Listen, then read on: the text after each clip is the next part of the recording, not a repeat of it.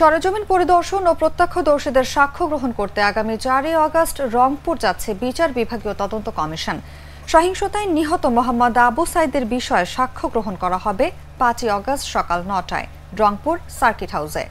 পরে 6 আগস্ট নিহত সাজ্জাদ হোসেন, মোসলেম উদ্দিন মিলন ও মোহাম্মদ মানিক মিয়ার বিষয়ে সাক্ষ্য গ্রহণ করা হবে।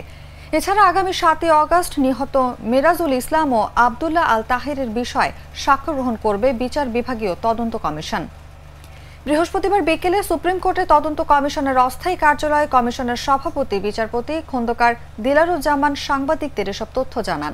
তিনি বলেন, রংপুরে যে বিচার বিভাগীয় তদন্ত কমিশন আসছে সে বিষয়টি সব শ্রেণী পেশার মানুষকে জানানোর জন্য আগামীকাল থেকে রংপুরে মাইকিং করা হবে। তদন্ত কমিশনের কাছে যারা সাক্ষ্য দিতে আসবেন তাদের কোনো প্রকার ভয় ভীতি দেখানো হলে কমিশন ছাড় দেবে না বলেও উল্লেখ করেন তিনি।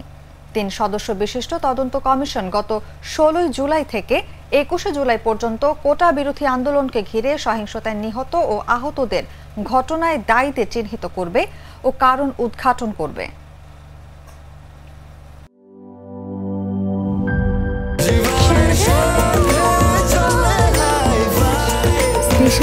স্বাস্থ্যকর অল টাইম ফ্যামিলি কেক, সব সময় অল টাইম হেলদি।